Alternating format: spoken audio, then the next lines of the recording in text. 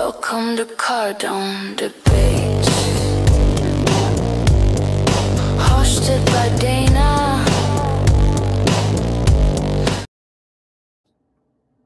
What's up, everybody? Welcome to Cardone debates. We have Jeff Park in the house, but first, I want to say a word to our sponsor, Arch Lending. Arch Lending is building the most transparent borrowing experience in crypto. Get industry-leading rates from 8.49 APR, borrow against Bitcoin, Ethereum, or Solana, and receive USD or USDC within minutes. Your assets stay protected with qualified custody, no rehypothecation, and verifiable segregated addresses. As your collateral grows, unlock more liquidity, adjust your line anytime, and extend your time with a single click. And with 24/7 white glove support, you're never on your own. Arch Lending, simple tiers, public pricing, market leading rates at every size. So you'll want to check them out at archlending.com. You can use code DEBATES.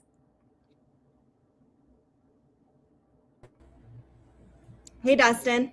Woo! Are we ready? Yes, we are. I have another. We have another sponsor as well. I'm going to let some of these other guys come in though. Grant's here early. Grant's here on time as well. I want to put it on the record that I was the first one here today in the green room. I think that's the first time that's ever happened. I'm so impressed with you two. Living the dream. What are we talking about today? I'm going to bring the other guests up, but first I want to make another announcement about Blockware. We've been expanding our reach. We have really good guests coming on. So anyway, our Blockware is another one of our sponsors. They're actually like legit. We only bring legit companies on here. We're not trying to, promote anything that I wouldn't use myself. So Blockware, if you want to pay less in taxes and stack more Bitcoin, then you can do that.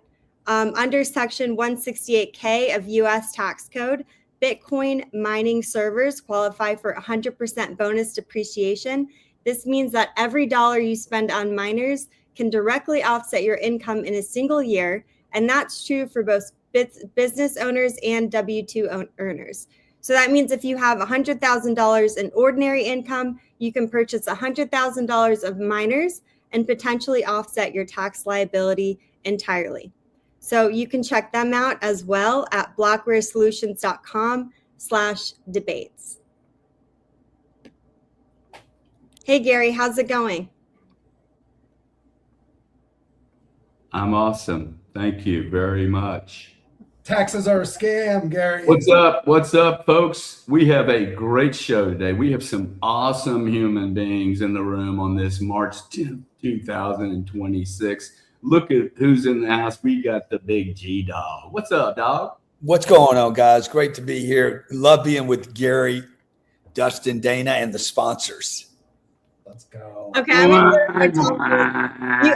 you guys have to bear with me. By the way, I'd like to throw my Cardone Capital, private equity fund, Cardone Capital, democratizing real estate investments for the little guy. CardoneCapital.com brings you the Dana Debate, Cardone Debates show right here every Tuesday, 5 p.m., ladies and gentlemen, to the phone, tablet, or computer nearest you. Grant, I'm going to need your logo as well, please. So I'll get that from your assistant. Okay, good. Check, Grant. Just asking for a few words. Asking for a seed phrases.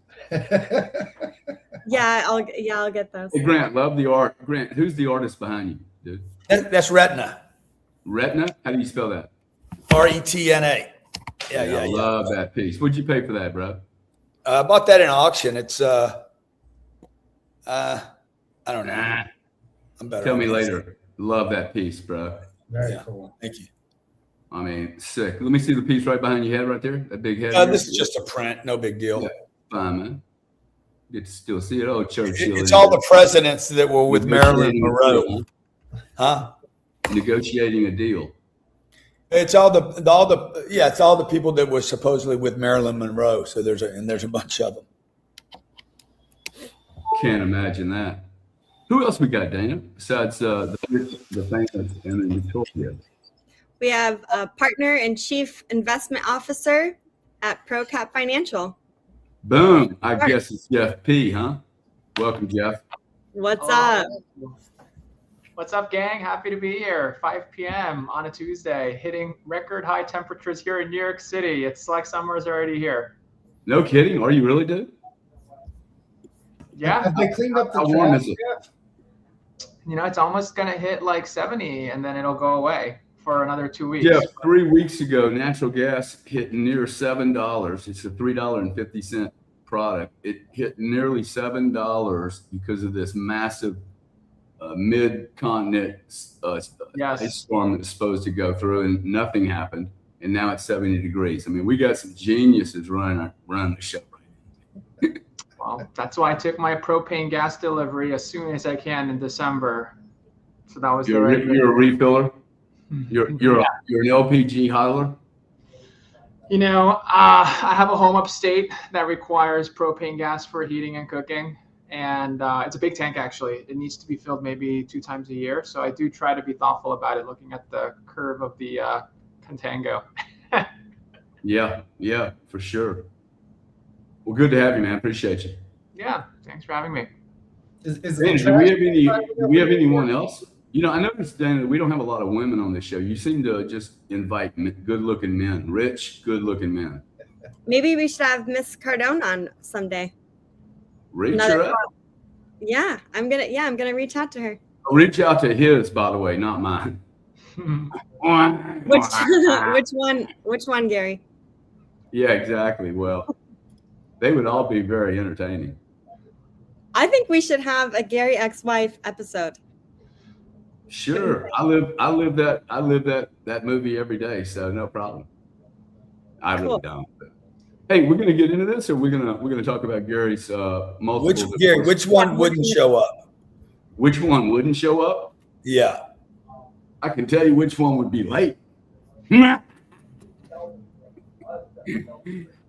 y'all don't get that at all, but I do, so that's all that matters. Hey, what do you think, man? I've been working on this while Bitcoin's been moving between Very nice, Gary. and 71. I like it. Beautiful Yeah, I color. do too. Snippety nip. Okay, Dana, what are we talking about tonight, dude? Is Bitcoin going to fail? I've been listening to some of Jeff's interviews recently. I'm not going to be like Tim and talk about astrology, try to predict the Bitcoin price, but I think you might be able to do that for us. And yeah, I mean, I want to talk about Bitcoin. We can turn this into a real debate if you like, Gary. Well, why not? I mean, I think a good discussion always enjoys two sides of the viewpoint. Jeff, bring us up to date. What's on your mind right now? Where do you see things going? We ought to be able to pull something out of a conversation rather than just talk about price, because to me, that's kind of boring. Yeah, man, what's on my mind? Perhaps in a way that isn't shocking to anybody here listening and on this call with us, the Strait of Hormuz is always on my mind.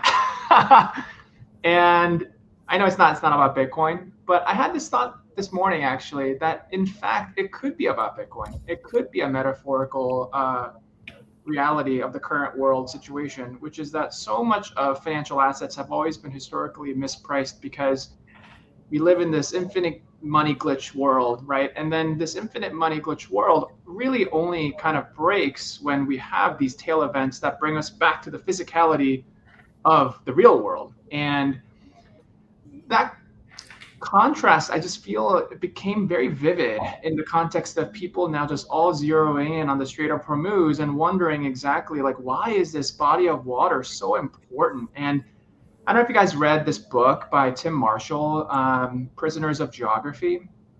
If you haven't, it's a really great quick read, but it really just talks about like all the problems in the world that people try to prognosticate, having to do with ideologies or culture or kind of other artifacts of human civilization, is all reduced to the reality of the geography.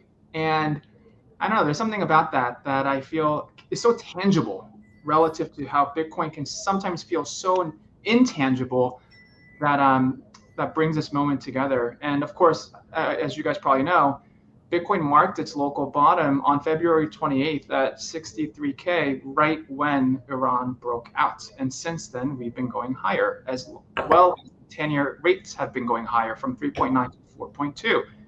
And people would have said, hey, Bitcoin should go up when rates go down and it's easy money. But actually, what we're observing potentially is the reverse, where we have Bitcoin going up with risk-free rate rising. And people should be trying to understand and intimate what does that mean for the role of Bitcoin in the future when the risk-free rate is not what in fact people think the risk-free rate is. So I don't know, I've been thinking about a lot of this stuff, especially in the context of Trump constantly now tweeting about maybe even potentially having like sunk down ships now just very recently that were planting mines in the strait, which may or may not be true, but it just seems like it's nonstop and all eyes are focused on it. Everyone is paying attention here. Yeah. Yeah. Hey, listen, I think you cannot sit there and say that Bitcoin is like a grain of wheat in a hurricane relative to the rest of the world. So like to say that the Strait of Hormuz isn't relevant, to see how Bitcoin is going to react here in this condition, to me is like, wow, this is okay. I didn't want it, but this will be very interesting. And I'm shocked at the way it's responded. And I think everybody in the bloody industry is shocked that it didn't go down 20 grand. Gary, I don't think they are shocked. I think people are still waiting for some $20,000 drop. I keep hearing about this 40, 36, 48, all these numbers that are charted out. I'm like, guys, what do you need for it to go there? Has already happened 3 or 4 times now in the past 2 weeks. Like, how many events would you have to have? You got rates going the opposite direction. Every event you could imagine. See, I think this is a very good discussion. Wow, Bitcoin's being put under probably the most severe geopolitical test it's ever been put under in this event right here. But you could say that about a lot of industries too. But like, we're at $85 crude oil. I mean, this thing, in fact, I'd like to pull up, let's get everybody's opinion. And I'm pull up a chart for the audience just to see what crude's done, because Bitcoin's becoming really boring, actually, relative to almost every other complex or individual stock. I mean, we're having 20 and 30% moves in individual stocks today. And I got to tell you, I did not predict that Bitcoin would hold up and go from 63, 64 to 70. I thought it would get trashed for an event like this. Absolutely trashed.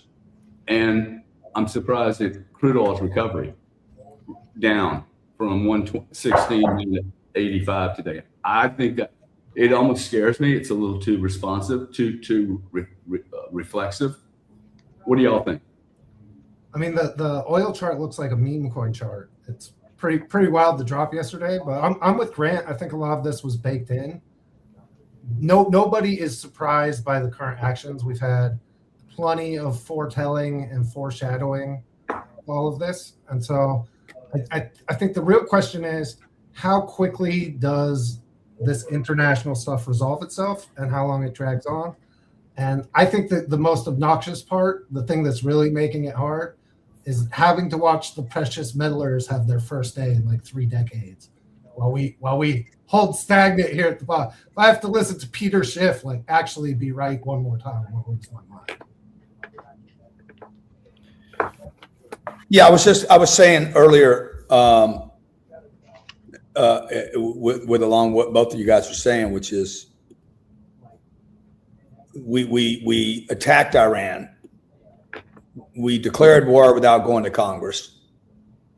Interest rates were at 3.9. 10-year Treasury is 3.9. You were seeing mortgage rates finally come down. That was cheap money supposed to do something for Bitcoin. It's already moved, 300 bips? Terrible for housing, by the way. Terrible for the U.S. economy. But again, then what did silver pulls back, gold pulls back, everything you think would go the other way, and then Bitcoin goes forward. So it's almost like, hey, we are going to get the American public or the world public so confused about what's happening. And I don't hear anybody like questioning this. They're still sticking with, oh yeah, we're going to see 38 or 43. Nobody's talking about 100. I got people making bets with me. I got 270 days left in the year, and people betting me $250 all the way up to 25 grand that it won't touch 100 again. Now, I haven't been in it as long as most of you guys have, but I know that when there's this much negativity, typically most people are right or wrong. And it made me rethink office buildings. I'm going to go buy those office buildings nobody wants because they cash flow like pigs and nobody wants them, and add Bitcoin to the office building. So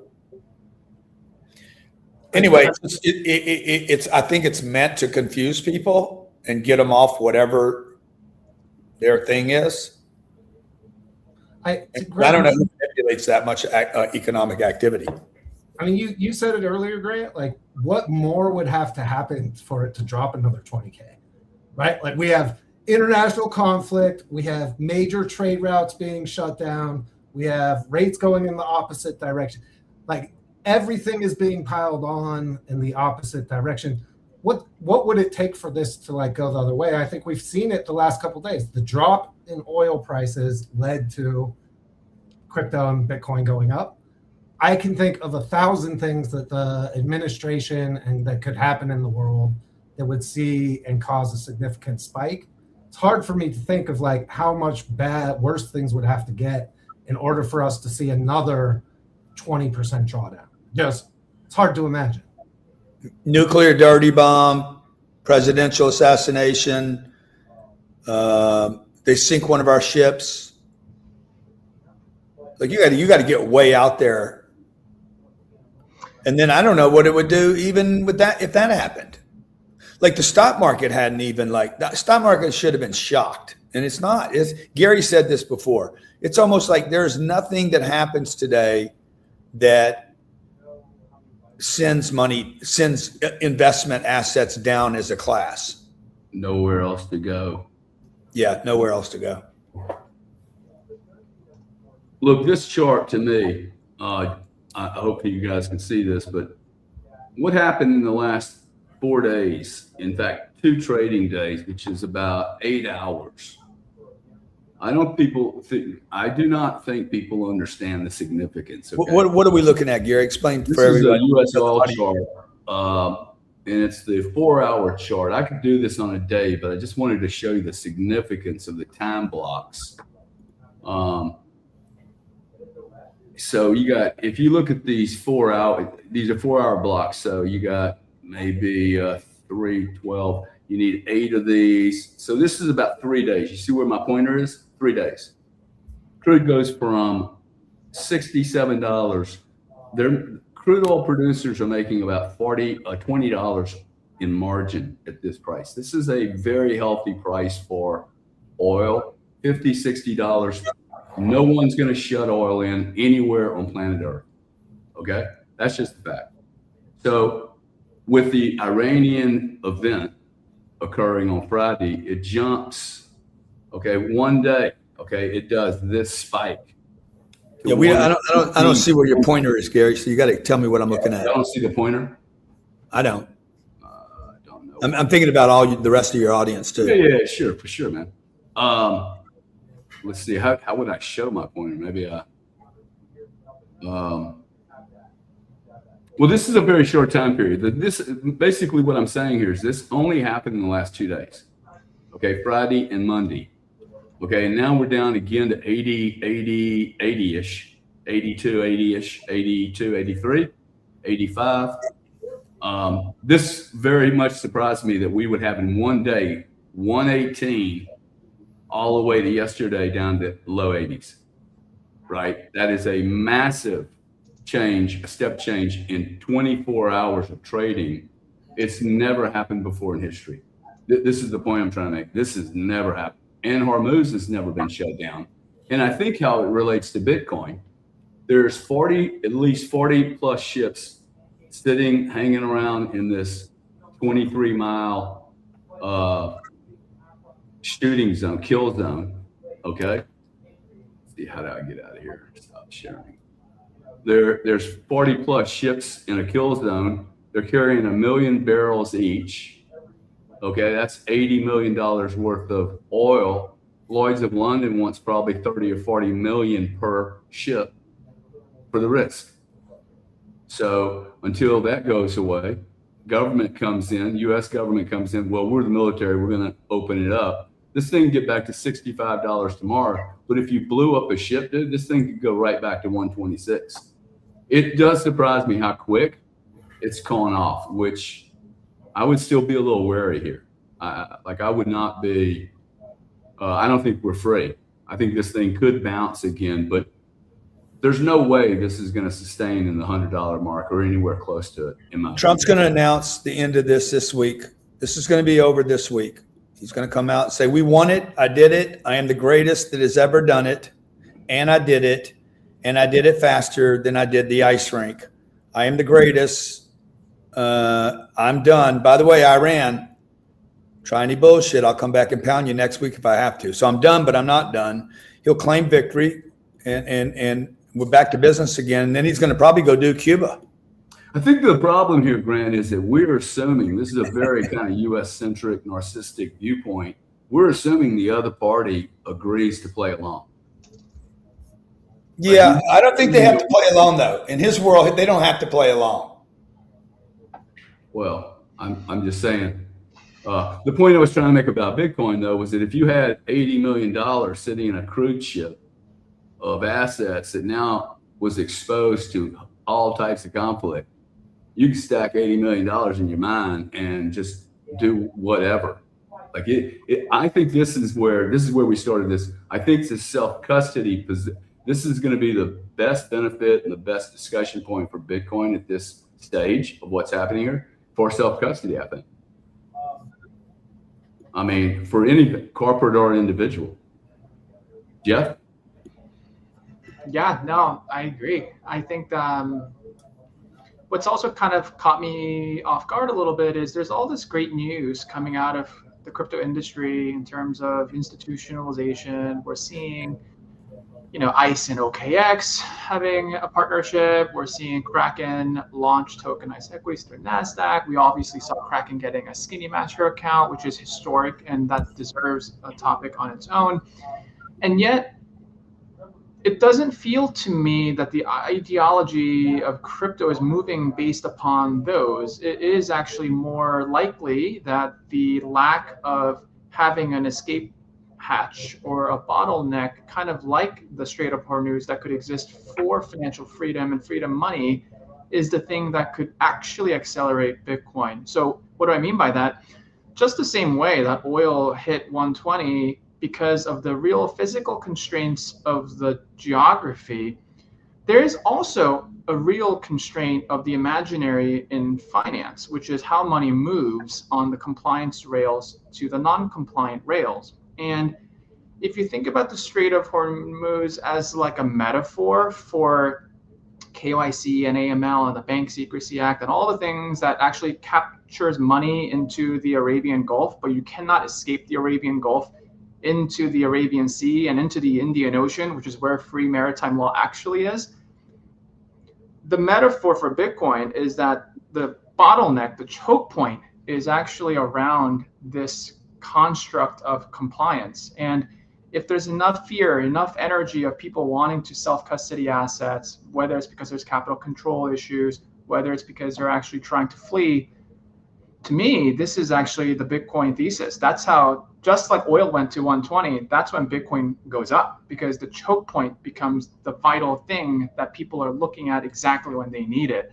So I think this is just a very small but important preview to how commodities trade.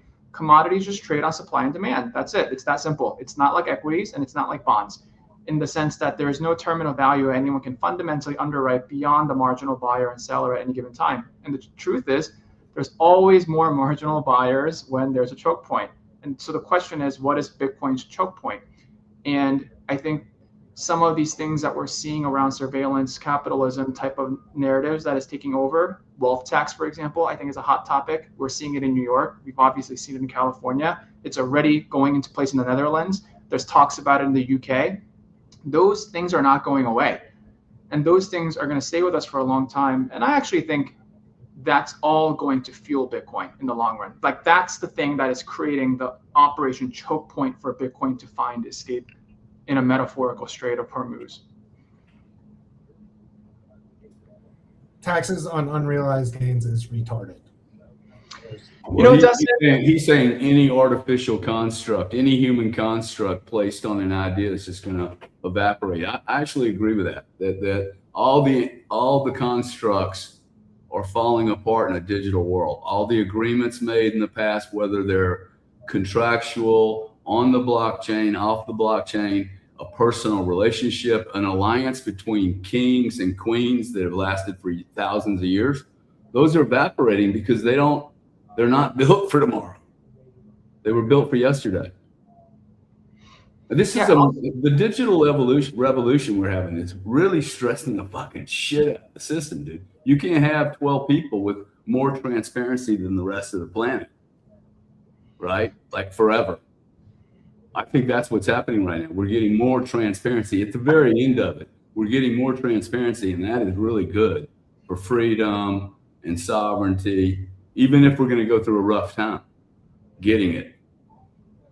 Yeah, no, I think Americans have the privilege of living in the center of capital, where we don't think about capital flowing in the reverse direction very often, but it is the business of government to basically create capital control for their governments and their people when those things can undermine their entire system. And history would have shown capital control is actually the norm. What we've experienced more recently in the Washington Consensus is actually the anomaly.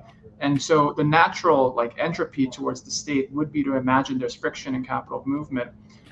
And I think about that quite often because it's in that context where people will continue to look for a way to opt out. Because as you've said, Gary, digital money is also new. It's the scariest thing for a government. It's super scary for in China, imagining the wealth that can possibly flee at the flick of a finger on a keyboard. And so there's going to be more pressure. I actually think this is not even a political view. It's not meant to be Republican or Democrat. I think there's just, for me, at least personally, a very obvious reality that in the future, there's going to be more capital surveillance. I think it's in the interest of government, actually. It's not an agenda from the left nor the right. And so, Dustin, you made the comment of unrealized capital gains being stupid. I think that's not the reality for what is productive anymore. Like, whether it's stupid or not stupid, we're beyond it. It's going to happen. It's going to happen. And I think once you come to accept that as the reality, and it's not going to be driven by rational kind of math or kind of incentive alignment behaviors that we all know why capital gains tax on unrealized assets is not smart, you'll see there's only one way out. The only way out is to pass the Strait of Hormuz with financial freedom and get out of that gulf.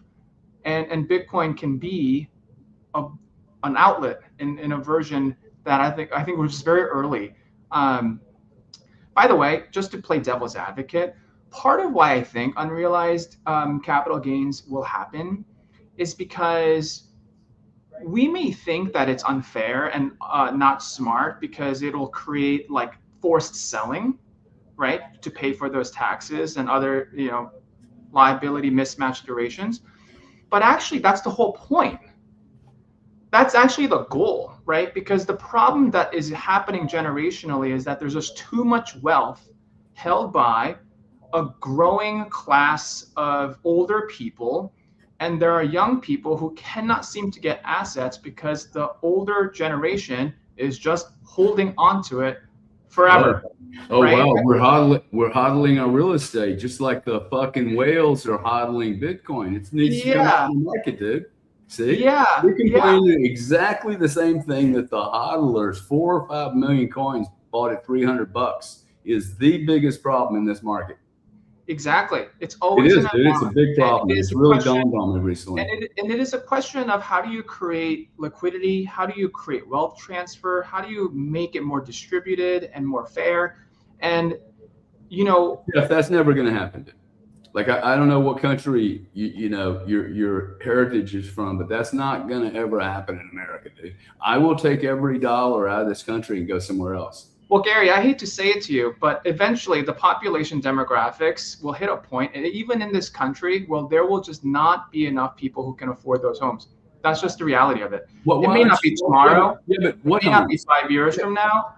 But I guarantee you, in our lifetime, the one certainty that I know is demographics is mathematically against us. The world is how old are shrinking. you, man? Well, it's not important how old I am. It's Okay, it's just the reality. Look, I'm 67. Okay, so I'm gonna pretend like you're 30, 32. Okay, so That's very kind, Gary. Thank you so much. okay, so well, I think it's good for the audience because I'm trying to just use an example. But look, and the reason I ask you is, I find that the younger people, which is most everybody I talk to, has less faith in technology than I do. Like, I think you're going to build everything in the future for fucking a shitload cheaper than we've ever done it before because of transparency, man. Transparency has a way of first shining a light on every inefficiency there is.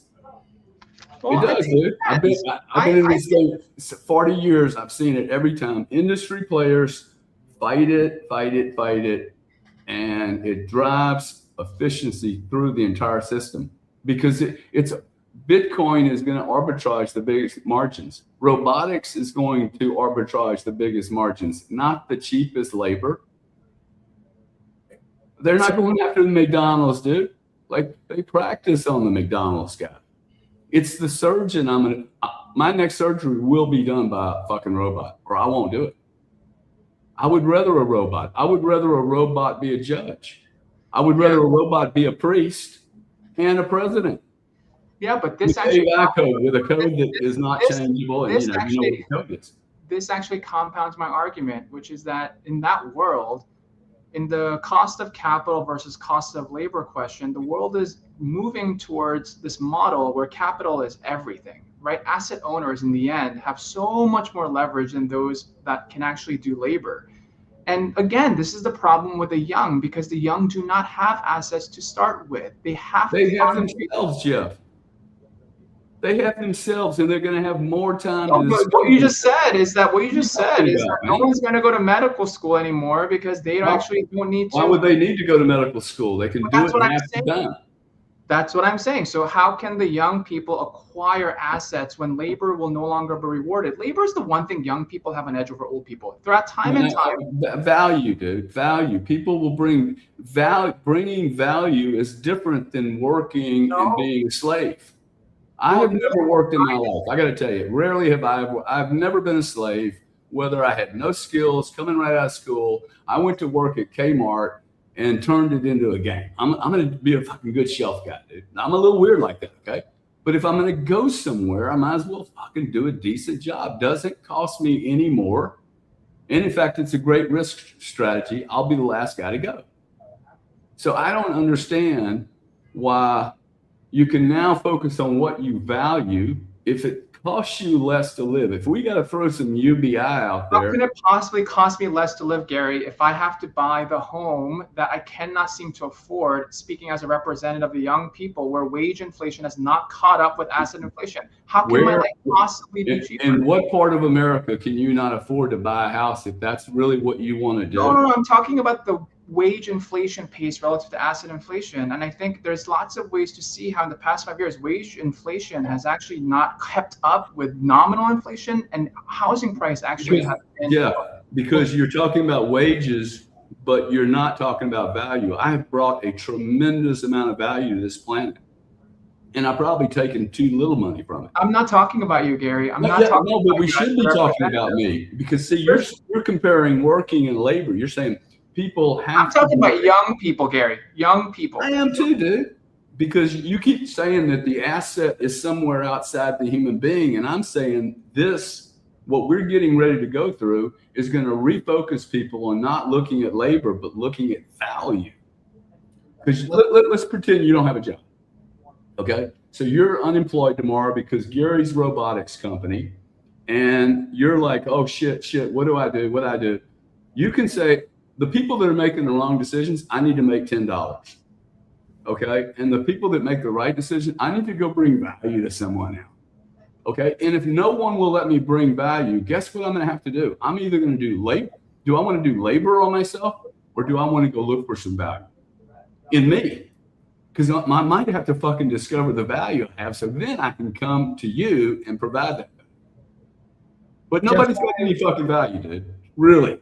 They're just doing labor. And that's the problem with the system, because the quality of the output from that labor is falling. That is inflation. Inflation for me as an owner. Dude, I have to hire more and more people. And then I have this AI technology robotics thing popping up. I'm like, oh, wow, this is going to be our salvation, because a kid cannot afford to go to school today and learn nothing and pay for it. Tomorrow, you can tap into get an MBA program for literally free. That to me is very fucking deflationary and exciting for the young people. There's a lot of value that's not, it's transitioning right now though, where like you have the, traditional skill sets that like we're actually delivering value, but now they can just be replaced. So it's, I understand where Jeff's coming from. It's like, it's not just value. It's like a very particular type of value. And if a person's personality is just different, then they're really not made for that. I had to earn my assets. My assets came in the form of me going to work for a company when I was 25, and I stayed at that company for 17 years, and I made some money, a lot of it. Okay, but I brought a lot of value to the company. That was my MBA, 17 years at one place. And by the way, I got more than money. I got a really, really deep education that allows me still today to stay relevant with world, shit. So Gary, the asset wasn't, I wasn't investing in IBM when I was 27. I was investing in my company or myself. Yeah. No, then this is not to discount the incredible thing you've done to get to your point. And I think it's also a reflection of a certain type of period. My father also worked for one company for 40 years and has been able to participate in the great wealth creation that happened at a global scale. This is a very prosperous time we're talking about. But this prosperous time of wealth creation that happened is also at this point a side effect of there not being an ability for the young generation to play catch up in a meaningful way. So, I think the problem is at some level, what the young people have the chance to do are not representative of the ways that opportunities could have existed in a different generation. Now, it's not to say, Gary, like, young people have not their own ways to make money and provide value and engage in labor. But the thing about technology at the core, and this is the point I want to get across, technology is deflationary at some level when it comes to, I think, the scale that it can drive towards making things more efficient. And that's a good thing. But I would argue that technology has also been a great kind of creator of wealth transfer in a different direction. Like the owners of the assets of the technology benefit exponentially at the cost of those who may not. And so it's not just about like the EV of what technology does. It's about how does the shape of that distribution at a society level change based on the input of technology. And I think part of why AI is so, debilitating for most consumers, whether it's skepticism or endless optimism, is because we know this thing is incredibly valuable and a lot of people are benefiting from it. But the relative benefit is not super obvious when you think about the fact that maybe you're actually in the long run displacing yourself through that conduit. So I think it's worth thinking through kind of like the role of capital in particular now, where as there's labor deflation, what's making it worse is there's asset inflation. Like both things are going in the opposite direction, where the challenges is real. Like it's really challenging to imagine how home prices could stay up forever if wage does not possibly keep up to afford that kind of matched pro rata participation. And so, in my mind, like for real estate in particular, this is like the biggest generational liquidity trap that we're going to face. Eventually, we all have to meet our ends to kind of how we think about the next generation. And what's going to happen is there's just not enough people that can absorb the supply at the price in which it's trying to come to market. And like, this is not a problem tomorrow, but I do think like 10, 20 years, 30 years from now, that mismatch of asset value to the affordability, unless it's being transferred down generation to generation, which is also going to likely happen in many cases. Well, it is going to get transferred. You're going to have $70 trillion transferred to a bunch of young people. Hey, when you talk about young, what age bracket are you talking about, by the way? I think I'm talking about like mostly like the Gen Z. Like, give me an age bracket because I don't know these labels. Is it 18 to 28 or? Yeah, exactly. Yeah. And when you say housing, when you talk, because I notice a lot of people talk about assets in a house. What is assuming that a house is an asset? I actually completely disagree. I think it's a gross liability, probably one of the biggest liabilities you can put around your neck. But yep. What's when you say the price is out of reach, what price becomes out of reach for an 18, 28-year-old to own a home? Yeah, no, I love that. Thanks for asking, Gary. So here's the thing about tax. I think most just talk about the price of the house though, because but it ties how expensive homes are, and I don't see it. No, but it ties into what I'm about to say because housing is like a very privileged asset class in this country. It's treated so specially in many ways, where there's a lot of exemptions in ways that distort the cost of capital.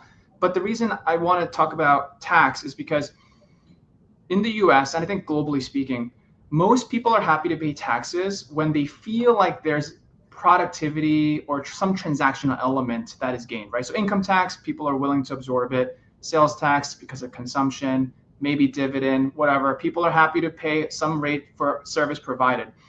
What they don't want is tax on assets that are not transactional. So going back to what Dustin was saying, like capital gains, when it's realized, sure. Unrealized, no. Wealth tax that's not realized because I'm holding private or liquid assets, no. But if I sold it, yes. Housing is the one thing that straddles both, because housing is both a consumption asset and an investment asset. It's a consumption asset because people need homes to basically live, but also it's the taxes you pay through that fund a lot of social services, right? Schooling, all these things that people need. But there is also like this other element, which is it's an investment, right? People want to invest in assets. And the problem with housing is you're introducing two different kind of utilities in one wrapper, where depending on which group is stronger or weaker, it distorts the price for what its needs are. Right, Gary? So I think that's what I'm trying to convey here. Like homes can be very valuable. Like, that's not a new thing. So people have, look, I don't get it. Within a 10-minute drive between me and Dustin, there's 1,000 homes priced at $350,000. All those homes are probably cheaper than what I was able to buy when I was knocking around looking for that type of house. So I don't. If you're in Boston, New York, and Cali, and hey, my right is to be able to have an affordable house in La Jolla on the beach, I think you're fucking shit out of luck, dude. I just don't think it makes any sense at all. Like, I live in a great place and it's not expensive. So I don't get where it's going to be unaffordable. If it's $350 today, I mean, I'd be willing to take a bet with you that in 10 years, the price of housing is cheap as shit, man. And very different, by the way, because you guys don't actually want to live in the houses that we built in our era. It hasn't changed a lot in a long time. So like my house, dude, I have a really nice house, but you would not rebuild this house this way. You would do it for the 21st century. Mm-hmm. Well, Yeah. let's give Jeff a 50-year mortgage. We could up that to 75. The mortgage doesn't matter because you're not going to stay in the mortgage anyway. Like nobody's getting trapped into any of these mortgages. You can walk away from them, pay a check, boom, you're out of the deal. So what do you think, Dustin? I mean, So we've covered a lot of ground that I want to touch on. Jeff, I made some very compelling points. First of all, number one, all of this surveillance technology, we will live in utopia if it's directed at the government. If it's the government directing it at we the people, we're screwed. So dystopia is the surveillance is directed at we the people. Utopia-ish is it directed at the government to rein in corruption, which is all of the tools that we have available. It's insane to me that I can't plug a Doge AI in and know exactly where money's being wasted and kickbacks are going, et cetera. Like all of that, I think we're a big part of the transition that's happening. And this is where I disagree with Jeff on taxation, which is the more the government taxes, the worse wealth disparity will get.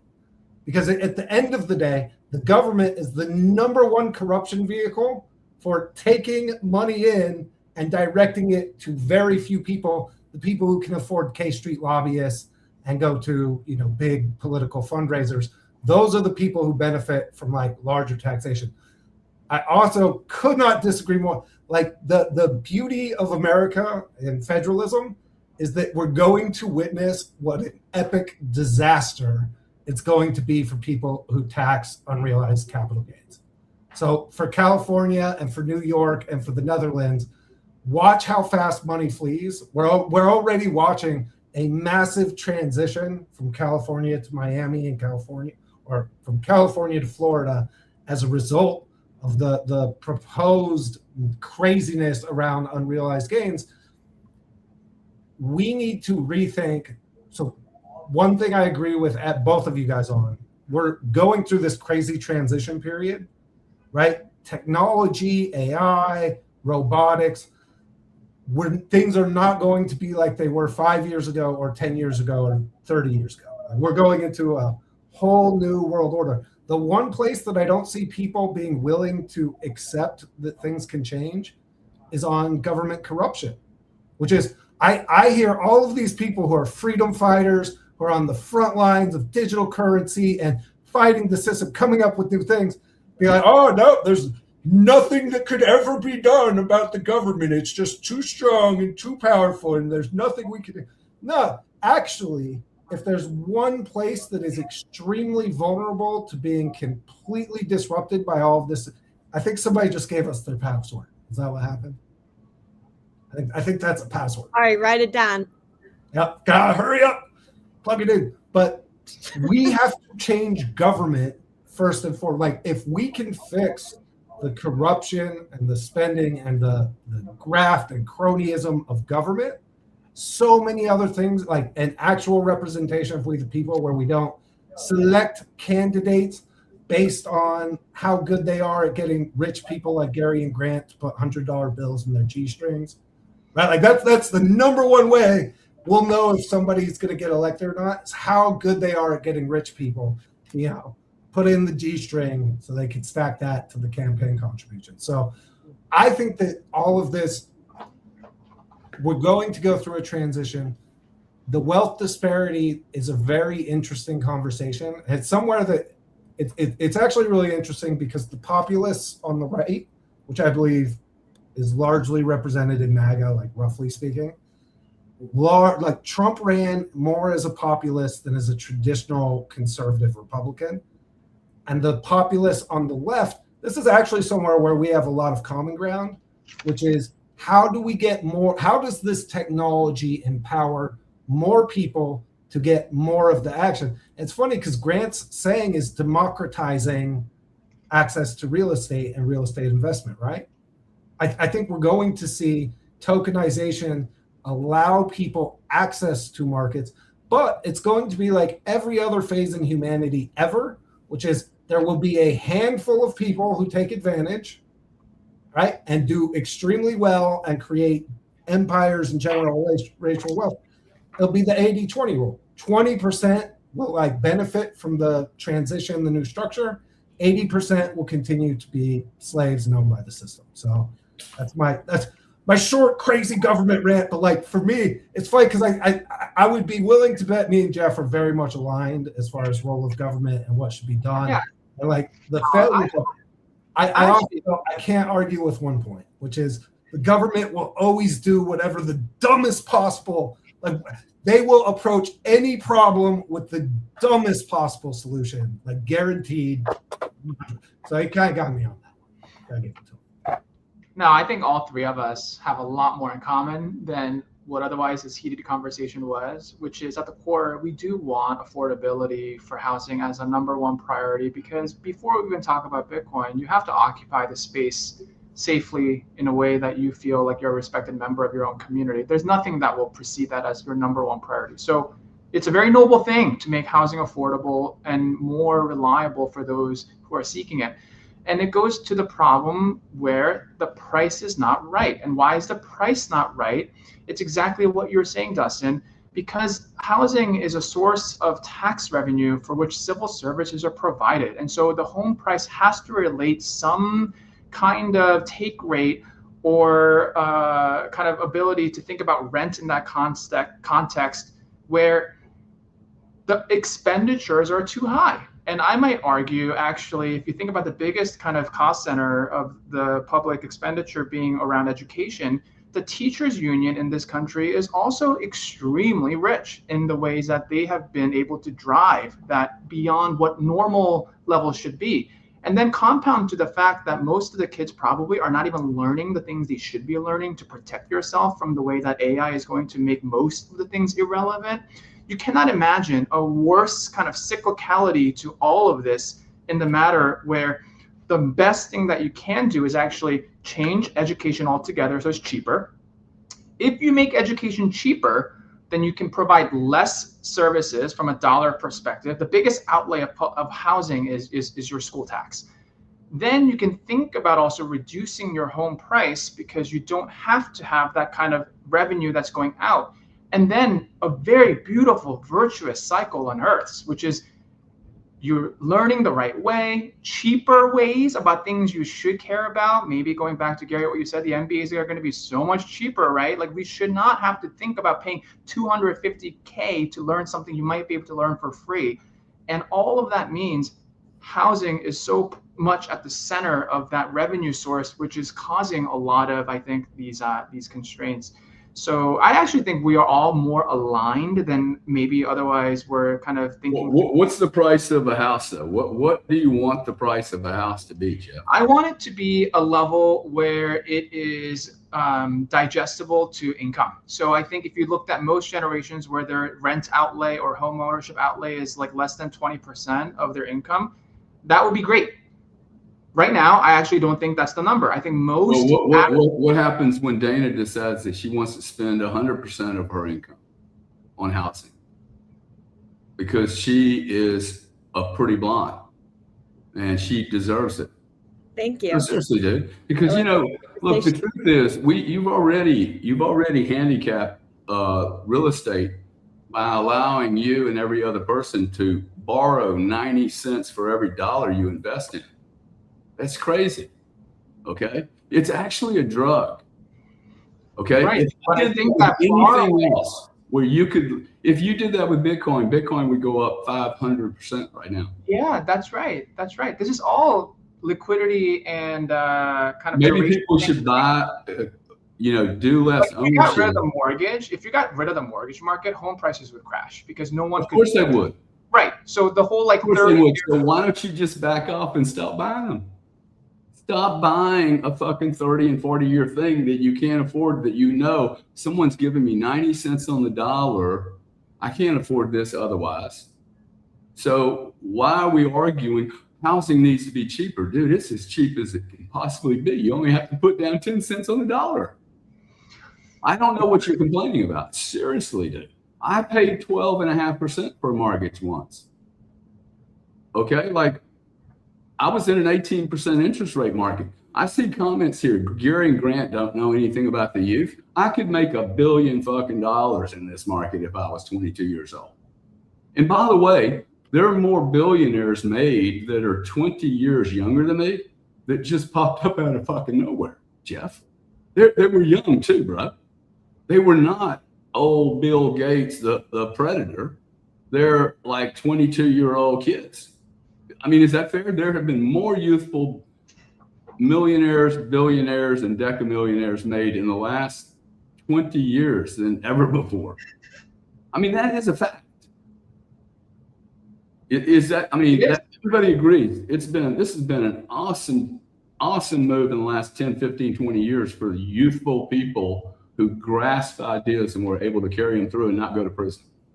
Mark Zuckerberg, Jeff Bezos, Elon Musk. I mean, just go down the list. These men were 25 years old when they were doing this stuff, right? Yeah. So I don't think many of those people could have gotten away with that 100 years ago.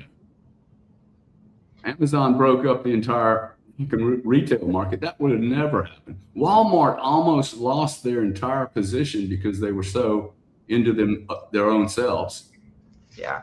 I think the point I'm trying to make is ultimately it's not just a question of like outliers as much as where the right like distribution of outcomes should be at a societal level. And the skew of outcomes as a distribution, I do fear has been axing in the wrong direction.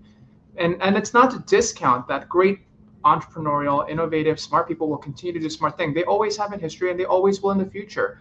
It's actually a little bit of concern for the general population at large. If you're not an outlier, what is kind of the level in which you can guarantee some kind of social security? So what does an outlier mean? Is that based on a number of hours of production or value? Or like if you work 40 hours and I work 80, is it okay if I become much richer than you do in 5 years? Is it okay? Is it okay for me if I put in more work and effort? Of course. Okay. I don't think there's a shortage of people who would want to be in a position of privilege to put in the hours to earn their worth. The challenge. There's absolutely a shortage of people that are willing to do this, dude. Okay, because only 3% of the world does it. And that's the 3% of the world population that you're complaining about. They're the ones that put in all the work. It's a bell curve, man. You're a smart guy. This bell curve has not gotten any worse over 1,000 years. Yeah. I mean, like, do you disagree? There are people in the audience that agree. No, I do. Ridiculous. I do disagree because before there was globalization and before there was the ability to live in such an interconnected world, you could actually have had 20 Walmart CEOs or 50 Walmart CEOs across all the states. You could have redundant, duplicative businesses where everyone was doing small businesses. You could run the greatest auto dealer shop in one place or another and actually build wealth in your community in a regional level. And because of the way the world has become so centralized through technology and globalization. Now, if you say to me, you cannot run 50 different broadcast networks anymore, right? It took us a little while. We're not dealing with the right problem, though. It took us an hour, and you're such a smart guy. If you want to say to me, hey, Gary, we do not live in an open, free, capitalist market. We live in a highly oligopolistic, duopoly type market across the board as a monopoly, bro, we wouldn't even have anything to debate. I'd be like, hey, let's go. That's what I'm saying. We have a lot more in common. You haven't been saying that, dude. Yeah. We've been disagreeing because I will agree we have no free market whatsoever and haven't for 50 years. It's a total joke, the free market. I think we have a very concentrated market structure that gives incumbents a lot of advantage that young people no longer have. I mean, you're right that there can be entrepreneurs, like things can happen, right? Evan Spiegel can create Snapchat when he is 20 years old, when the internet is just arriving. Alex Wang can create an AI roll-up that Meta buys because AI is just arriving. There will always be those kinds of things, but think about like the valuations of those things at a scale and at the global level that it is, right? Like, you could have had 20 Alex Wangs potentially, or 200 Alex Wangs in a different period. Now there's one. And so I think you just have to acknowledge from a population perspective, there is a little bit of this kind of skew where the asymmetric ownership of something meaningful is just becoming a little bit more outsized. And I'm not saying that's right or wrong or it's anyone's particular fault. It's just the power of technology. Technology just has this incredible scaling advantage that really then fundamentally goes back to the question of like, what does it mean to be an asset owner of that technology versus the laborer of that technology?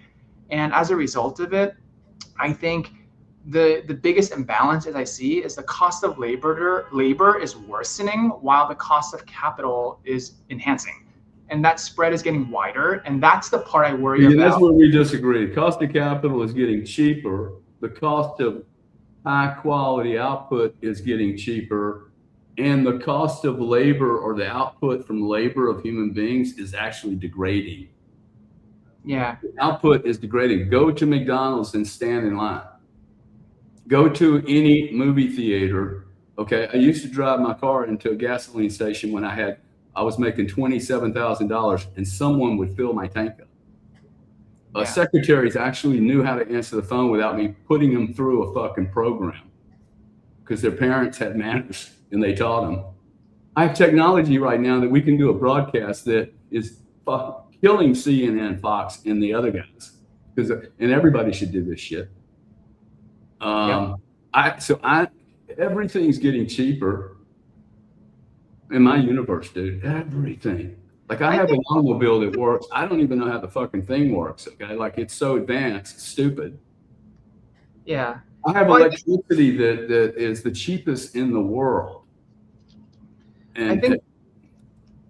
Yeah, I think there is also dispersion in what is getting cheaper, right? And you know this. I don't want to repeat things you probably already know, but like we know that goods are getting generally cheaper in ways that are historic, right? Like no one's gonna be without clothes anymore. We have H&M and Zara and Uniqlo and whatever.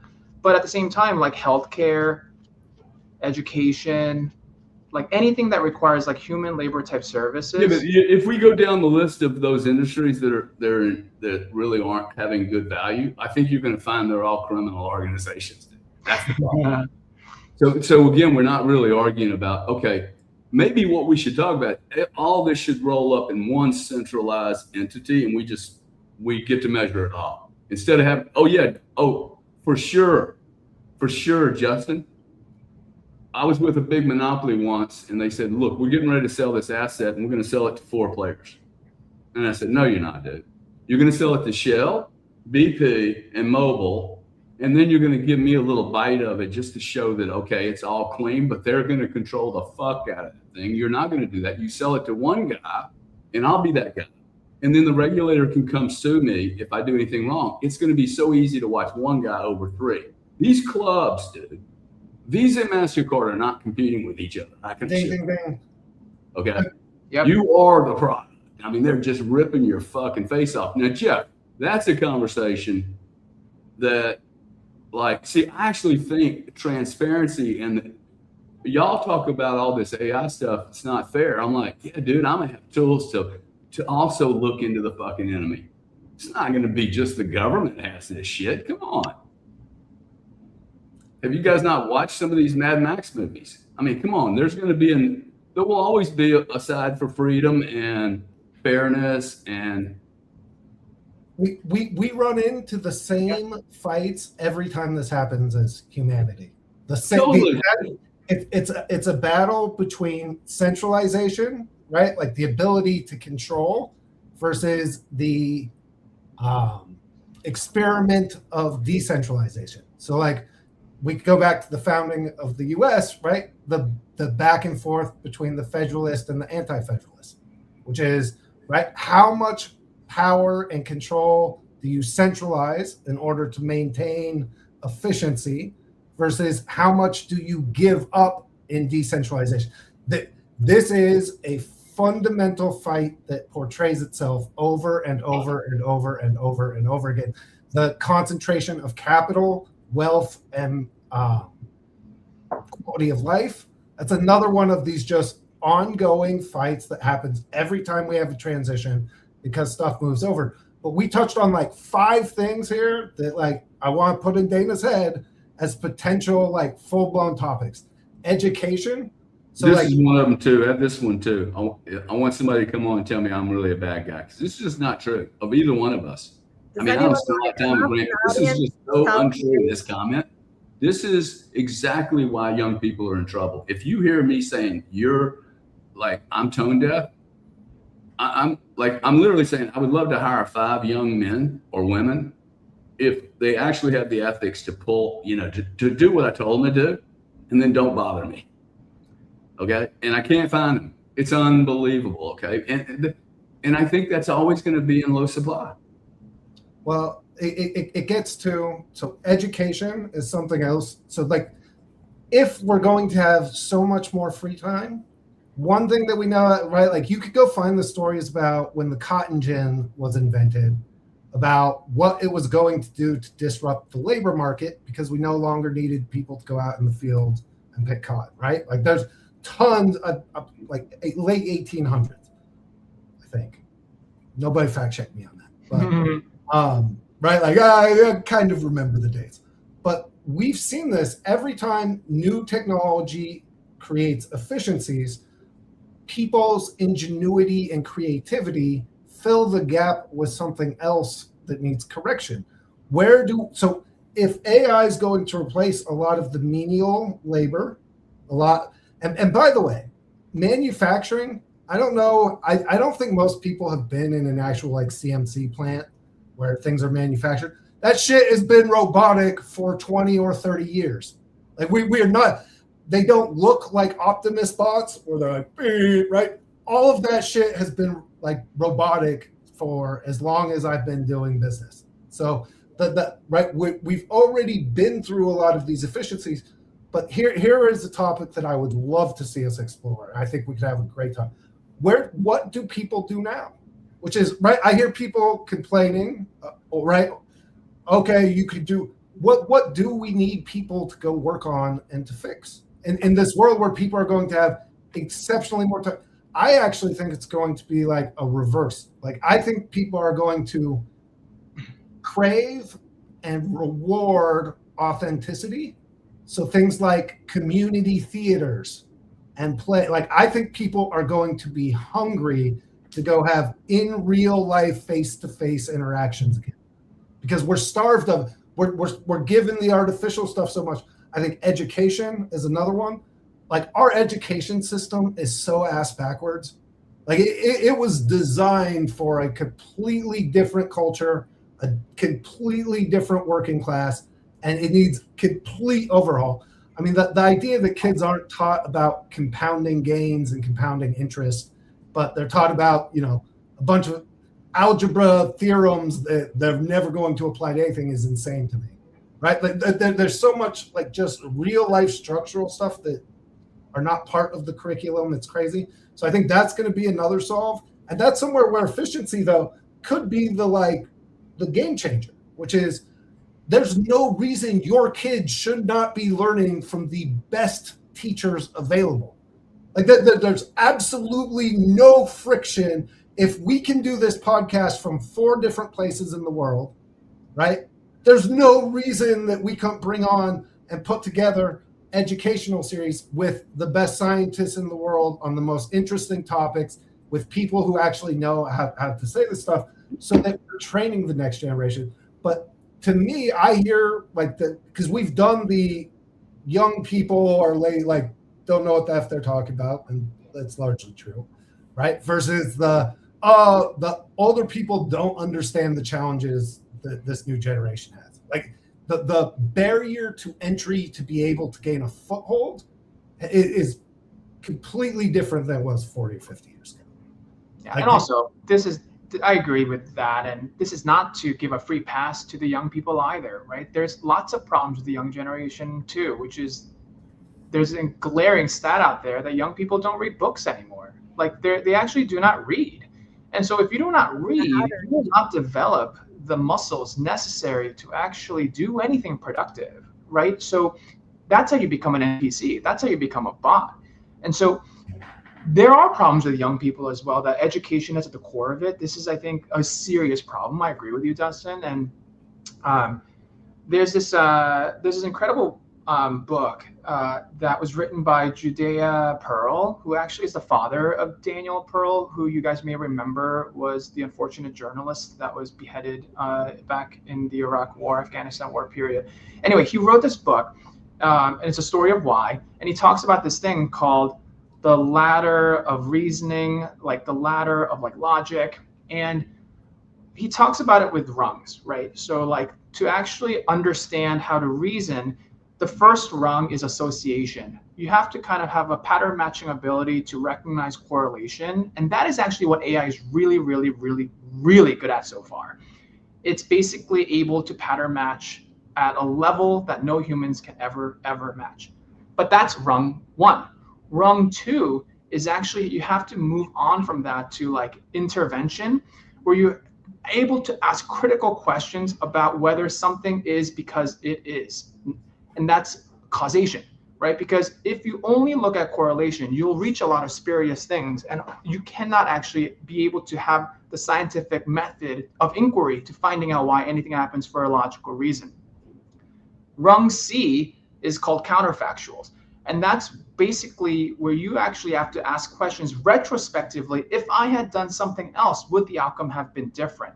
And that is the highest form of reasoning, right? That is the foundation of most of how we think about moral philosophy. It's most of how we think about legal frameworks. That's like the highest agency of human like intelligence. What we all know is the AI models that we have today, based on the insights through transformers and LLMs, are all about rung one. It's just pattern recognition in writing. That is it. So if you believe in rung two and you believe in rung three, which is to make a bet on human ingenuity, it means the kids have to actually learn how to critically reason and infer. It means they need to actually have deep thoughts. All of these things can only happen if you commit to reading. So if there's one takeaway that I would love to keep sharing with younger people, is you must pick up a book and you must read it to completion, all 400 pages, and actually go through that motion, not because you think you're gonna be able to shortcut it with Wikipedia, but that muscle you develop through active reading is where the magic happens, where things look like nuances between point A and point B. If you just go to Wikipedia, if you just go to SparkNotes, if you just go to ChatGPT, the discovery of information that you lacked is the thing that you're going to realize is the hole in whatever you thought you sounded expertly, but you were not. And everyone has to commit the time to do it. So please read some books. Jeff, that's the thing that scares me the most about AI and large language models, which is one thing we've learned. Like the example I always use for people, could you find your way to another city a couple states away without using your GPS? Most people could not. 20, 30 years ago, everybody could. Everybody had those skills. They atrophy when you don't use them. It's a terrifying thought. What happens when we allow pattern recognition to be the skill set that's allowed to atrophy? Yeah, Because it's a really scary thing. We become, listen, if you lose that, you become susceptible to so many abuses and manipulations. Like you think the psyops are bad now, you let pattern recognition atrophy in you, and you give that to the machines to do on your behalf. That's literally the definition of an NPC. Like, if you look at the world through black and white, that means you've already lost, because the world is not black and white. And the inability to hold two incongruent truths in your mind and rationally live with that is the human experience. And so if I could just get one step further about reading, you must also read fiction, because fiction is actually at the heart of where that creative expression comes from. And if you want to be AI resistant in the future and write beautifully, speak thoughtfully, be persuasive, be cogent in making points, it's not going to come from prompting ChatGPT where you say, oh, it's not just X because it's Y, or whatever thing that it keeps doing. It'll come from the beauty of learning how to read fiction, because that's where authenticity lies. It goes back to what you're saying, Dustin. People crave authenticity, and authenticity lives in fiction exclusively. It does not live in nonfiction. And so I know also young people and old people don't like reading fiction. That's another thing that's been happening demographically, because they think reading nonfiction is the only way to consume information. You must read fiction. It is what makes you interesting. It's what makes you actually able to live in nuances, where the main character might be an Iranian, but you also feel sympathy for understanding that situation in a context that no New York Times article could ever write about. you have to live in those shoes. So that's the other thing I will just rant on before I leave. No, dude, I love that. Me and Gary and Dana have all talked about this at length, which is I can't right. You have to read, you have to do things, but you also need to share that with people in real life, which is right. Like, I'm convinced that one of the worst parts of like our interaction with screens is that it triggers the chemicals in our brain that we're supposed to get when we have actual human interaction, while protecting us from all of the like stickiness of actually knowing people and doing interesting things. So like, again, but this is to like the what I see coming in the near future as a result of AI and technology and efficiency. People are going to have time to do things. I think we're going to see breakthroughs in community, in co-ops, in like local theater, local arts. Like it's why I love what Gary's doing with all of the paintings. I think we're about to enter into like a art renaissance period that's going to be pretty amazing, because people are going to have the opportunity to put their time and effort into making it happen, assuming that we're able to curb a bunch of the other corruption and evil shit we're dealing with. So like but these frictions are universal. It's part of the human fight. And to Jeff's point, if you read, you realize that like this, like the fight, how many times I recognize like, oh, this is a fight between centralization and authoritarianism and decentralization and liberty, like that, because there is real friction there, which is like, I'm not going to invest in a company that's a co-op that has no definitive leader to make decisions, because ultimately, you know, jazz fingers does not like actually work to build a consensus and move forward. So it just, I think these kinds of discussions are really fruitful. And Jeff, it's a pleasure talking to you, man. Thanks for coming on. I've found this to be very interesting. The back and forth with Gary, I thought was like, we actually had a pretty like good discussion debate. So thank you. It was so much fun for me. And the thing I'll take away and never forget is that, Gary, I had no idea that you would even be over 60. You looked like you were 50 to me. So I was shocked that you were. Dude, see, I'm the one that has all the what's the word? Like, I'm the generation that's being attacked here, not you guys. See, exactly. I'm old. I'm feeble. I haven't read enough. You know, I live in an old age. I don't have the skills you guys have. Y'all should be crushing us old guys, man. No, listen, I think this has been a really, really interesting discussion. It took me about 57 minutes to realize, hey, you and I are actually saying very similar things, but I think we're having a really different conversation, which is the market. You know, one of the reasons I came into Bitcoin was that I've been competing in markets that, like, since I was 25, and I knew, oh wow, this is a rigged game. These are monopoly players, dude. This is a club, man.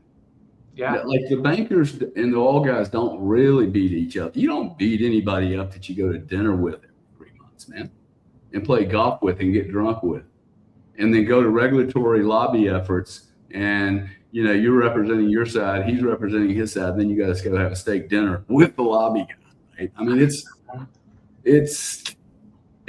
exactly like junior high school. Nothing changed, okay? It's a bunch of key club guys. The guys I hated are running the fucking show. It's amazing. It's the guy that wanted to be the vice president or the president of the key club. No offense to you guys, but, you know, you are a particular group of people. But, you know, the reason, get back to the Bitcoin piece, I saw the Bitcoin and the blockchain piece of that as a major disruptor to this opacity. See, I don't think it's decentralization or centralization. I think the key here is transparency. I'm happy to have one guy own it all. Fucking open your books, bitch. Mm-hmm. And that should be, and that becomes the, oh yeah, I don't want to be Mark Zuckerberg, because I'm going to have to open all my books. I mean, it is heinous that he can be that big on the market and not show his books as a public utility. I'll name them too: Google, Facebook, Netflix, LinkedIn, all of them, dude. Anybody that's got a 72% market share with 3 players, they should have to open their books or keep it opaque, dude, but you are a utility and you make a 6% yield, and that's fucking it, period. And it's fair and open access for everyone, just like we have in the energy markets. Open access to anyone. Everyone signs the same bloody agreement, an ISDA agreement, and I'm treated exactly the same way Facebook or Exxon's treated. No difference whatsoever. That's a real market, and until we continue to have intervention, okay? And that's really the issue. We are having interventionists. We're having supply shocks. We don't have real inflation, in my opinion. We have supply shock, criminal, intended inflation. This is disruptive, man, blowing pipes up in countries and taking books of great education away from the kids. This is why I keep talking about value. There's no value here, dude. Zero value. Fuck the labor the teachers are given. They're not producing any value whatsoever. Get rid of all of them. Negative value. Negative value. Okay. Well, in defense of teachers, I do also think there are many, many well-intentioned, great teachers out there trying to do the right thing. I think they're also under-incented. I think their incentive structure is not created properly. So I think part of the frustration, even on the front line of education, is that there's so many good, well-intentioned people trying to do the right thing. But as you've said, sometimes the system itself is just too big and it becomes the cancer. And it just becomes so hard to reimagining it unless you fix it from the inside. And I just share that because I don't want to necessarily frame that to say that there are not educators trying to do their job. I really think there's so many well-intentioned educators. There are some bad ones too, but by and large, people go into that field because they want to be in that noble mission. I don't think most choose that just for any other incentive. So I just wanted to support all the teachers out there who are doing what they can, and maybe take some courage and choose bravery to challenge the status quo in the own ways you can in your classrooms and experiment a little more, because we're in the great age of experimentation at this point. And if there's one thing Donald Trump has shown is it's not as much risk as you think there is to just experiment a little bit, and you won't know what's on the other side unless you try. So whether your politics is to the left or right, the one thing that you can't take away from this presidency is just try a little bit here and there and see what kind of systems give. And I think all of us can be a little more proactive about living a more fulfilling life that way. We can just do things. Yeah, exactly. Hey guys, I really appreciate you guys being here. Dana, how was it for you? I thought it was really great. I mean, I think we should have another follow-up and talk about what people should be doing for solutions. That's what a lot of these comments are. Like, we know what the problems are, and the solutions are community. But then, like, how should they be reframing themselves to work and provide as much value as possible? And that'll probably change. It's like when you build a product, you would have to verify it before you start selling it. Now you don't have to. You can just build something and start selling it right away. So clearly, like, adaptability is going to be a thing, community, and then probably just delivering value over time with new products very consistently, and also doing it in an authentic way so people are really sticky with you and they stick around. But this is like philosophy. It's like, Jeff's going to have a whole bunch of other books that he can recommend to people and talk about how they're trying to form their life to maybe rent a house and, not buy a house. Maybe they're buying Bitcoin instead. That's it. That's the pitch. Or buy both. Great, guys. Just let me say Or one. I would encourage everyone, if you're sitting here agreeing with Jeff, I would get with yourself and just say, hey, look, if you just reframed the way you look at labor versus value in everything you do, like, I'm not going to do much labor. Okay. I'm lazy. I don't want to do the labor part. I want to do hey, where does it feel valuable to me? And I have found that where I find it valuable, I'm not talking about, hey, I want to go touch myself or, go to the spas every day, all day long, or whatever, right? I'm not saying be a hedonist, but if I can find value, then I'm going to keep doing it.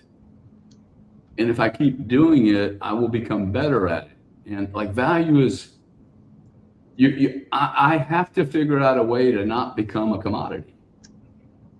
Okay. And what I see in the world on this curve that I talked about, I almost thought I offended you a little bit on this bell curve, but I think those people decide, or their circumstances push them in a position where they can't not decide. I understand that they've decided to be a part of the labor pool. I decided to be a part of the value pool. Now, it's just a decision, okay? Like literally, it had the brightness to go, hey, where do I want to be in this? Where do I want to be in the line? Right? And I don't want to be at the end of the line, guys. In fact, I don't want to be in any line whatsoever. And I made that decision. I think once you make the decision, hey, I don't want to be in a line with a bunch of people that are struggling, that like it's not losers. The people just are struggling. It's not, I wouldn't look at it as, oh, Gary's a winner and he's a loser. Now people have, I mean, life is tough.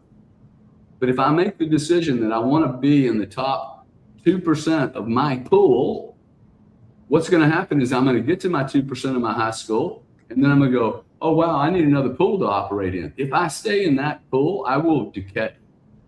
Like, you got to keep evolving here. And it's just a game. This is a game. Life is a game. It really is. And it's not always fair. It would be so boring if it was fair, man. If I didn't have anybody to fucking compete with, Jeff, I would kind of get bored.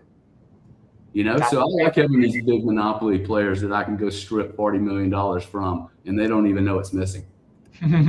That's the way I look at it, because I don't do politics. I'm not going to change it politically. I'm going to change it commercially, take advantage of it, help some people figure it out. Because as bad as these monopolies have been, I've gotten made more money, had more opportunities. It's been a blast. I think I'm just trying to share with all you guys that, hey, you should look at this as an opportunity, man.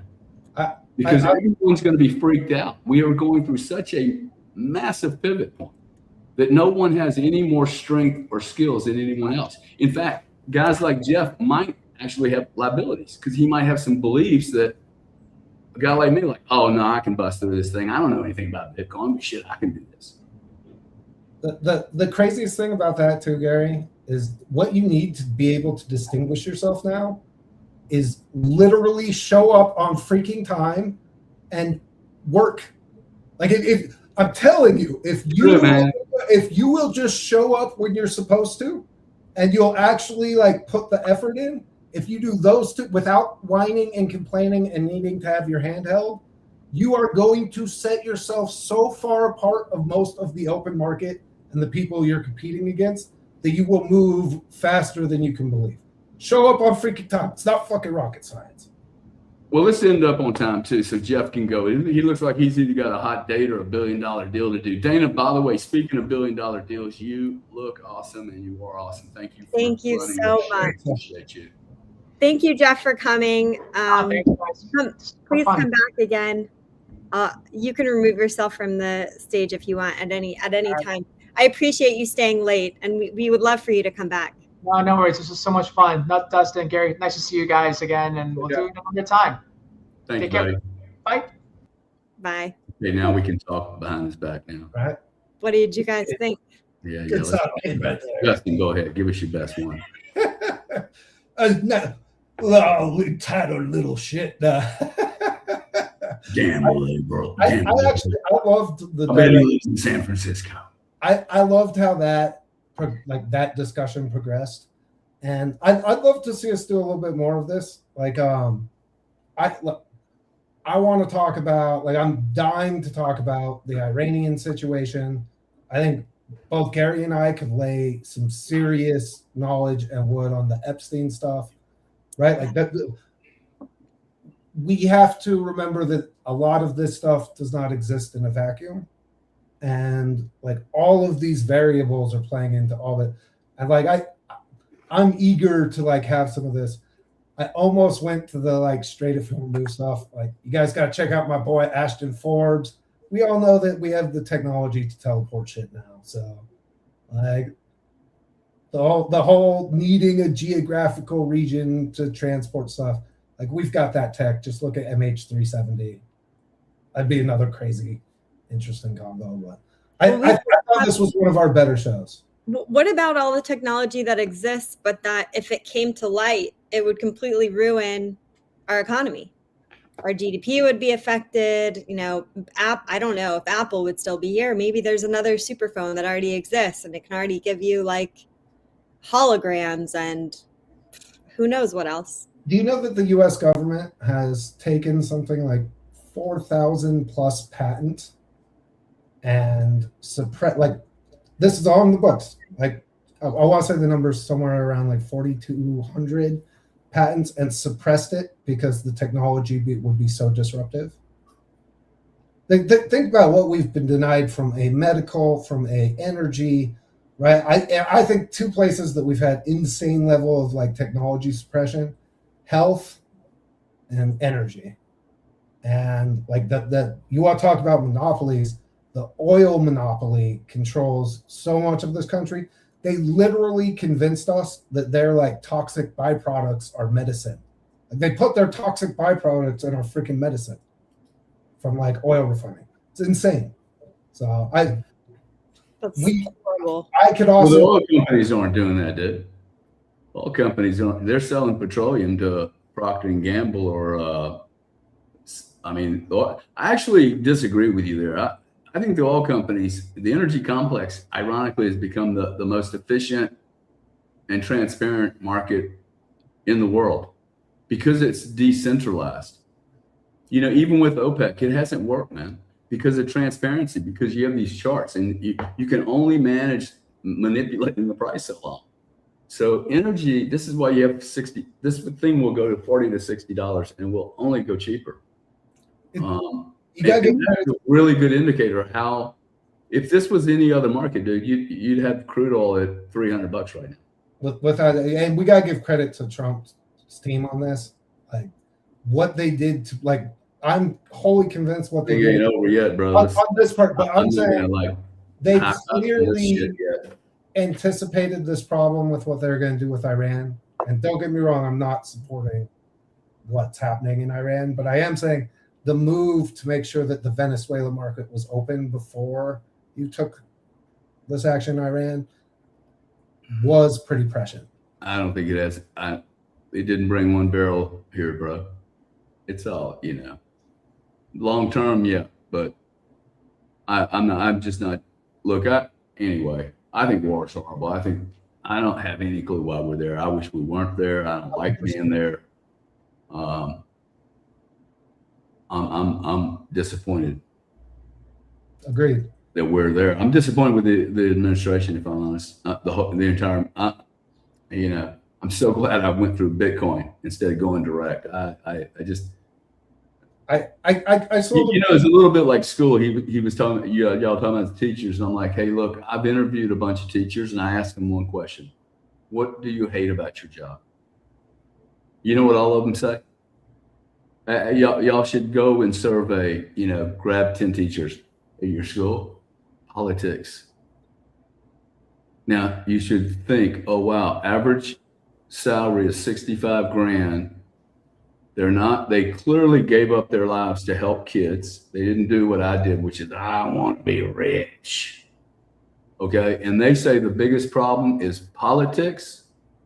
That means the entire education system is so dysfunctional, run 90% by women. No offense to women, but man, dude, I can't imagine what happens. But, you know, I hear 10 teachers go, politics, politics, politics, politics, politics. Why? They're only making 65 grand. It's not like you're fighting for that $80,000 bonus, man. Okay, that destroys our children. And that kind of behavior, I would not be a teacher. I'm not going to teach in that environment, dude. I want to be a teacher. I'm not a good teacher if I'm not teaching. I don't care even if they don't let me do it. It's like, fuck, I'm leaving. I'm going to go build my own teacher school. That's the kind of human beings that make a difference. And people that just get in line and do whatever they're supposed to do, I don't want my fucking children learning from that person, dude. They're a problem. They're mediocre at best. Mediocre at best, at best. They also know there's not a way you could be a teacher with an IQ of 100 and know that some of the shit that's in these school books are utter lies. Nonsense. I couldn't do it. Dude, I can't do that, man. I'm sorry, okay?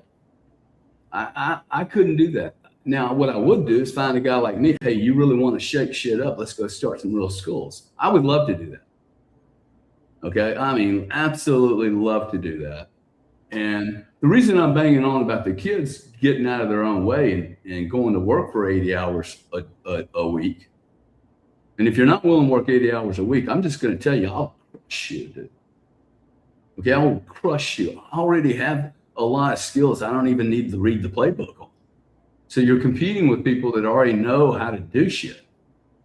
And for you not to like, okay, I need every little edge I can get, because let me tell you, in 3 years, you ain't going to have the ability to work 80 hours. The gaps aren't going to be there. Like someone's going to fill these gaps up big time. And it'll just be gone. And then you're going to be sitting there pulling your dick in your hand going, wow, man, these Zen G guys and boomers ganged up on me. Like we're telling you what to do. Like I loved his comment. Hey, read. I'm like, oh, wow, that's awesome. And read fiction. Absolutely read fiction. Get your imagination going. The people that are going to be paid in the future, I think, are the imaginators. I am. I've never told anybody this, but the I am is really not a church. I don't want to do the church thing, but it's the imagination is the King Kong. Creativity, imagination, like those are the things that like all of the other stuff is going to be like digitized. Yeah, digitized, roboticized. I don't even know what the right term is, but your ability to think creatively and to create experiences, like real experiences, that's going to. This has been my thesis for a long time, but I think that the people who are going to rise up are going to do things at a scale that brings people back together physically. And I think we're going to have to go through this weird phase where we relearn what it's like to be around humans in person again, because you say things to people online that you would never say to their face. Correct. And there's going to be this like weird transition where we have to retrain ourselves what manners are and what it means to be part of a community, right? Like in real life with real people, right? Like because it tears down all the false standards and nonsense, right? And you realize that all people are just fucking people. Agreed, Dustin. Good to have you. Good to see you here, buddy. Yeah, Daniel, you want to take us out? Let's close up. We've got 2,227 awesome human beings. 10:30 a.m. Sunday, I love having you guys here. If y'all could repost that and show up. We've been having some technical difficulties, but just follow me, follow Dana, and you'll see those Sunday morning 10:30 a.m. I'm really enjoying. I gotta say, I'm really enjoying and appreciate everyone that helps me and shows up. But I'm really, well, it's been awesome for me doing it. I've been. Y'all can actually see too, because I'm really coming out of the closet, just in some of my thinking. It's really helped me with my thought process. Sorry, Dana, go ahead. Well, I was just going to say, I think what you're doing too is probably what more people are going to start doing as well, like figuring out ways to merge technology and community, like kind of like these debates. But if you don't really have like an example of someone and you go to school and you're using them as your North Star, then you have to by default be defiant to get anywhere. You have to naturally think that you're either like in your own lane and you don't care what anyone thinks, or you have to do something because like your life depends on it. But now everyone's life depends on it. It's like a whole industrial revolution of AI. You have to figure out how to provide value in a new way, like what Gary was talking about. And yeah, people don't have examples like what Gary, what you're doing at IAM, or you start a new school for students, then like what what are they supposed to get their influence from? Old books? I mean, that will help. That'll help with your creativity, but like, we're kind of meant to have other people to look up to, especially at a young age. So you guys should check out I Am. I think it's really good to program your brain. And I'll close this out. I'm getting used to reading our sponsors, and I feel silly. I feel silly in how I say I got to practice. But Dustin, before you go as well, what other topics you're saying education, how to protect yourself against AI. What else? Things that people can be doing, like, right? Like what should you be? I think people need to be like doing what Gary's doing. Find your artistic expression and start mastering it, because I think that we're going to see expanded markets in that. I think people are going to move from the industrial 9-to-5 work nonsense, and there's going to be major shifts in capital to people who create experiences and art that resonate with people like authentically. So like I think that discussion, like what should somebody be doing going into the future, education, and then like the major political topics, I think would be really interesting to dive into too.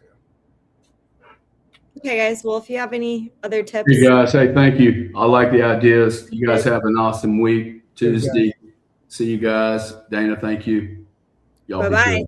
See you guys next week. Thank you. You guys will want to check out Blockware. Remember your code. I'll tell you in a minute. BlockwareSolutions.com/debates. So you do get a discount. I think Blockware is awesome. Like if you're looking to save on taxes, like we have some episodes that we're probably going to be doing soon about tax, what can you do to protect yourself, and also like pay as little capital gains as possible. I mean, that is like, it's one thing to make wealth, it's another thing to keep it. So, there's always new strategies that you can figure out on your own. But since we are in the Bitcoin community, I mean, this section 168K of US tax code that allows you to apply your ordinary income and then, purchase miners to then offset that tax liability. Pretty cool. So definitely you will want to check that out. And Arch, you don't want to sell your Bitcoin, like we're already down. If you don't want to sell it at this point, then you can lend it.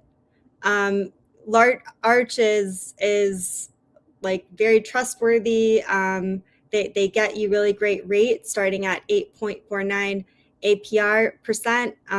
You can borrow against Bitcoin, Ethereum, or Solana. So anyway, you can check that out, archlending.com/debates. And another thing that I really like about them is that, like, if you need customer support, you can reach out and they're going to be there, 24/7. Who do you guys think won that debate today? I think they both had some really good points. If you have any topics that you think would be really helpful for the AI world, or just infotainment, then let me know. I think that another thing I've been playing around with is figuring out how to do live streaming and showing you how to do different tools, how to use different tools, like different AI tools, how to solve your own problems, because it's really great when all these tools come out, but like if you don't know how to use them, kind of what's the point? So anyway, we're thinking about doing that, or maybe doing a Thursday show about that. So if you are interested, let me know. And Gary's birthday party, I know you guys want to know about that. It's still going to be happening. The date is moving. No updates right now. The date's moving. I'm not ignoring you. That's just where we're at. So yeah, if you have any topic suggestions, you can just comment under this post, or you can DM me.